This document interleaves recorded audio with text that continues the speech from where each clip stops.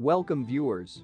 A former prosecutor on Robert Mueller's team believes the executive summary release by the January 6 committee might give hints about a pair of cooperating witnesses who would have tantalizing evidence to share.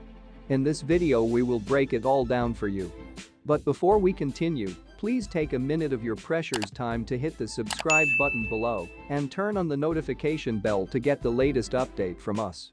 A parade of former White House officials, aides and allies have already testified against Donald Trump before the House Select Committee, which recommended criminal charges against a former president and some of his backers. An MSNBC legal analyst Andrew Weissman said the Department of Justice have powerful testimony that hasn't been revealed yet. There is a very tantalizing comment in the executive summary, said Weissman, a former assistant U.S. attorney who worked on Mueller's team. It's hard to call it that because it's 160 pages, but in that executive summary, there's a reference to why the Department of Justice may not have sought to charge Mark Meadows and Dan Scavino with contempt. If you recall, they were both referred by the committee to the Department of Justice for contempt, failing to comply with a subpoena, and one of the things the report says is it sort of speculates, but odd that it says it may be that they're already cooperating, Weissman added, and with Mark Meadows, that would be huge. I mean, he is in the place to know everything, so, obviously, if not cooperating already, there is a ton of pressure that is going to be put on him. The Select Committee will release its witness transcripts and other materials from their investigation, which will allow the Justice Department to greatly expand their evidentiary base and help bolster potential charges against Trump allies who aided his efforts to overturn the election or obstruct the January 6 probe. I think department prosecutors will look at this release of documents not so much for the Trump information, but for underlings who may be able to be charged and flipped, Weissman said. So, Secret Service agent Tony Ornato would be one of them, but they're going to look very, very closely for any information that could help them charge people with either making a false statement or perjury or obstruction of justice to see if they can get them to be cooperating witnesses.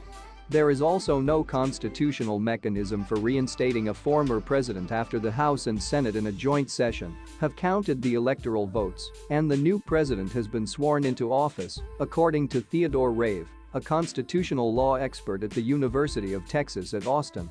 Congress determined that the electoral votes certified by the states in accordance with the outcome of the November 3, 2020 election were valid, and that any competing slates of electors, whether appointed by the state legislatures, self-appointed or appointed by anyone else, were in at this point. Trump can't become the president without winning a future election, Chris Edelson, an assistant government professor at American University, told USA Today in an email. Moore v. Harper's ruling won't lead to Trump's reinstatement. A ruling on Moore v. Harper is expected next year, but no result will lead to Trump's reinstatement, according to Rave. That is because the case has nothing to do with revisiting the outcome of the 2020 presidential election.